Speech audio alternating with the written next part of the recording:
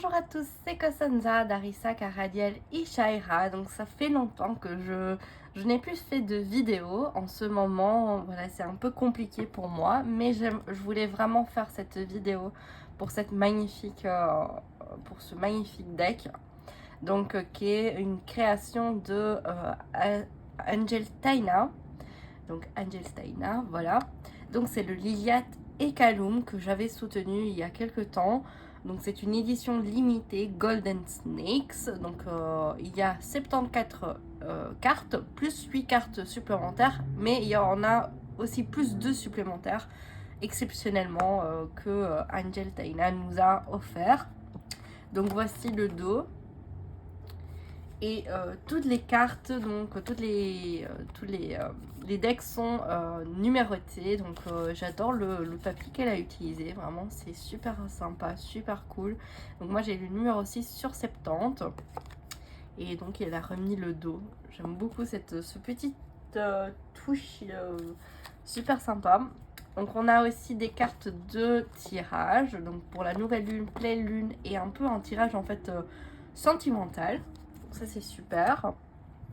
Et voici le bébé. Et puis pour les 25 premières commandes, on avait une obsidienne dorée. Donc je vais mettre à côté de mon obsidienne neige que j'avais déjà. Donc voilà, les tranches sont dorées. Le dos. Donc c'est vraiment un taille oracle. Donc elles sont vraiment très très grandes. Vous voyez par rapport à ma main. Désolée si j'ai le nez un peu fermé, mais j'ai eu même mon rhume, donc voilà. Donc le numéro 1, donc c'est l'Ouroboros. Donc on a des mots-clés ici. Après, si on étudie, moi j'ai étudié un petit peu l'alchimie, ce sont des symboles, des signes que quand même on voit dans les livres d'alchimie. Donc ça peut être super intéressant aussi de faire nos propres recherches, même si voilà, on n'a pas un livret avec. Donc on a des mots-clés, mais on peut aussi travailler sur le symbole alchimique. Donc ici, là, il y a Liliat. Donc elle explique aussi un très beau... je vous la mettrai en vidéo. La genèse, comment en fait cet oracle est né en fait. Et donc c'est super intéressant. Donc ici on a Liliat. On a Kaloum. Le baiser. Donc il y a de la sexualité, il y a de la nudité. Donc si ça vous heurte, ne regardez pas cette vidéo. Je vous mettrai en titre moins de 18 ans, comme ça, voilà. Mais à savoir, si ça vous plaît pas ce genre d'illustration, bah passez votre chemin. C'est trash, mais voilà. Le cerf. Donc on a aussi des animaux. La cigale. Le crâne au serpent, le cobra, le sceau de Salomon, qui en fait est un hexagone, le dragon, le hibou, l'œil de la providence, la sorcière. Donc j'ai déjà parcouru un peu les cartes parce que je l'ai purifié. Et j'ai vu qu'il y a beaucoup d'équilibre vraiment entre le féminin et le masculin. Donc c'est vraiment génial si vous travaillez le divin sacré, donc que ce soit féminin ou masculin. C'est vraiment super. La pierre philosophale, donc c'est un des concepts vraiment alchimiques. Solve et coagula, même chose. La veuve noire. La clé d'encre, le phénix. Et puis elle a mis aussi des créatures liées aux éléments. Donc ici on a l'élément feu, le griffon qui correspond à l'élément air, la sirène, l'élément de l'eau, qui est quelque chose vraiment alchimique, hein, les 4 éléments, les 5 éléments plutôt. La terre avec la licorne, la quintessence, Ça, je dois encore apprendre. Le Kundalini avec le caducé. Ah oui, et aussi pour tous les decks, il y avait eu un caducé, mais que moi j'ai consacré, donc je l'ai actuellement sur mon cou. Donc voilà. Le loup. La fiole magique. Le lion vert. Les grenades. Le cœur sacré. La caresse. Le parfum. Les amants. Le fœtus. La mère et l'enfant. L'alchimiste. Alors c'est intéressant, je me demande pourquoi, si Nat, tu peux répondre en commentaire. Pourquoi tu as mis l'alchimiste en tant qu'homme? Est-ce que c'est peut-être lié au fait de l'action et donc c'est plus lié à l'énergie masculine? Parce que je me dis, voilà, je pense que dans l'alchimie, maintenant, actuellement, j'ai vu que beaucoup de personnes sont plutôt des femmes ou quand même plutôt dans l'aspect féminin lié à l'alchimie. Du coup, c'est intéressant que tu as mis, en fait, je m'adresse directement à toi, en tant qu'homme, l'alchimiste. Et que tu as mis en nécromancienne la femme. Donc tout l'aspect vraiment de transformation. Donc ça serait super si tu pourrais peut-être expliquer pourquoi ce genre, le fait d'associer l'alchimie, l'alchimiste à l'homme et la nécromancie à la femme, s'il y a une signification bien sûr. Voilà, je pense que ça peut être intéressant. Le masque de la peste. Et j'adore ces couleurs. Et elle a peint sur du papier noir. Mais comment ça ressort? Regardez-moi, c'est magnifique. Le sphinx tête de mort. Donc la fin, la séparation, l'arrêt. Les chrysanthèmes. J'aime bien avec ce cœur. Le deuil, le chagrin, l'arme. De ce que je vois, c'est quand même très bien équilibré, négatif, positive, étreinte, réconfort, soutien, câlin. Le crâne de cristal, magnifique. Et là aussi, on a de nouveau cette complémentarité homme-femme, donc Vénus, mère cosmique, et Moai, je sais pas, Moai, père cosmique.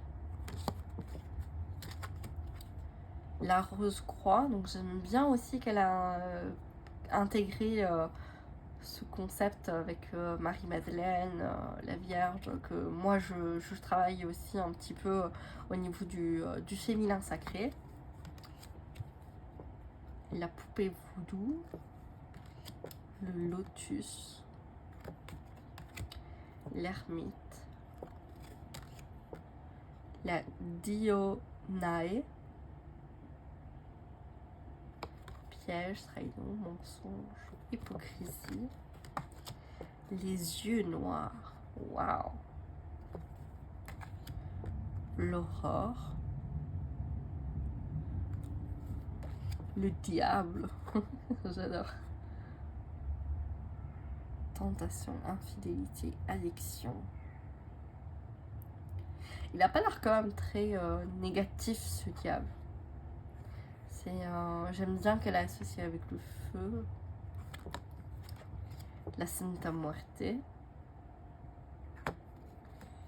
Ouais, l'alchimie est liée aussi à la transformation, donc tout ce qui est lié à la mort, comme Anubis aussi, elle est associée à l'alchimie, ainsi que Thoth. Donc Santa Muerte, effectivement. Et c'est de ce côté féminin aussi. Le sourire, la soumise. Après, ce qui est bien, c'est que oui, on a des mots-clés ici, mais on peut travailler aussi avec l'image, avec le mot, qu'est-ce que ça nous fait sentir. On n'est pas obligé à utiliser ces 3 mots ou 4 mots selon la carte.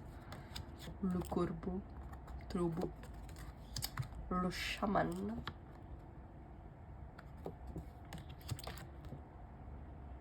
La spagyrie. Je connais pas. La spagyrie. La spagyrie. Les cristaux. Le bol chantant ou tibétain. Le boxeur brun.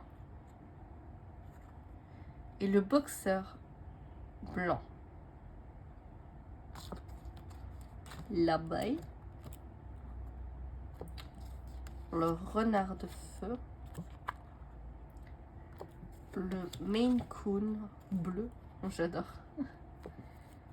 L'orchidée sauvage. Donc là aussi, on retrouve le féminin et le masculin. Donc l'orchidée sauvage et le lys des Incas. Le cygne. La cheminée. Les amoureux. Le papillon. La reine de Sabra. Ah, ça j'adore. Vraiment, elle est magnifique. Marie-Madeleine.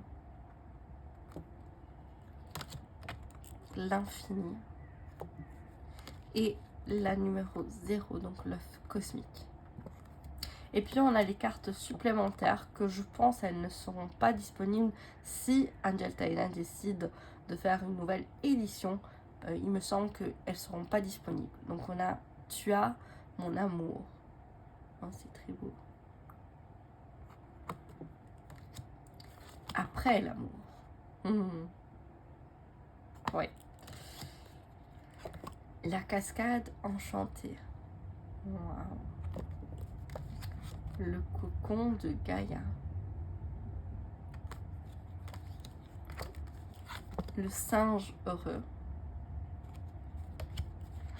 L'échappée. Ah, intéressant. Et ça, c'est les 2 cartes supplémentaires. Donc, le lien. Et l'âme n'a pas de genre. Donc, voilà. Alors, on va se faire un petit tirage quand même. Allez, je vous laisse choisir entre la Septaria, du coup, l'obsidienne dorée ou l'obsidienne vierge. On va voir un petit peu quelles sont les énergies pour vous, pour quand vous verrez cette vidéo. Alors, les cartes se mélangent super bien. Oups, je fais tomber tout. Hop, voilà. Hop, on remet. Donc, elles sont vraiment très agréables à mélanger. Donc, je vais les mélanger comme ça parce qu'elles sont quand même grandes. Hop, on va voir si j'arrête de tout bouger. Et on va... Hop. Ouais, elles sont vraiment glissantes. Elles se mélangent vraiment très bien. Donc pour l'obsidienne neige, on va prendre 2 cartes. Hop là. Pour l'obsidienne dorée,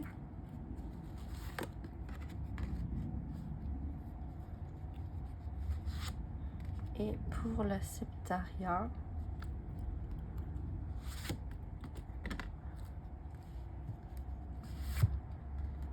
voilà.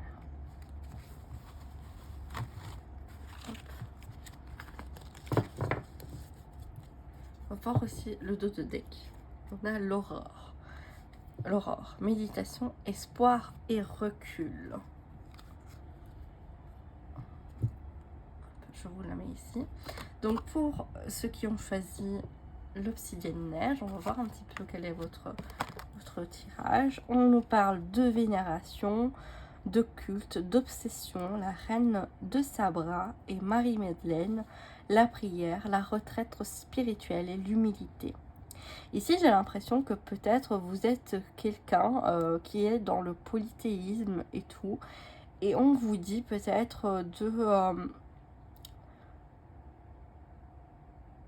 c'est bizarre ce que je veux dire, mais avec le recul et tout, c'est que c'est comme si on vous dit, ok, c'est super bien de vénérer, de donner un culte à une divinité et tout, mais rappelez-vous d'avoir humilité. Rappelez-vous de que pourquoi vous faites ça. La raison pour laquelle vous faites ce culte. Quelles sont vos intentions en fait. Et peut-être qu'il faudrait plus méditer, plus prendre du recul pour ça. De faire vraiment des vraies prières et pas peut-être pour la popularité, j'ai l'impression ici. Je sais pas si ça vous parle, n'hésitez pas à me le dire en commentaire. Voilà pour l'obsidienne neige, on va enlever ça. Et donc pour l'obsidienne dorée, on va voir un petit peu le message.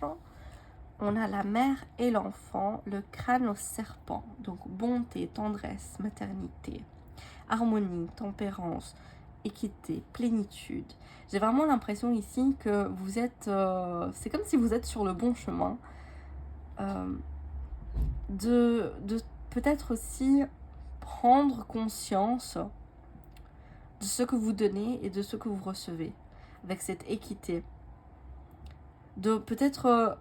oui, peut-être prendre du recul par rapport à ce que vous donnez et ce que les autres vous donnent.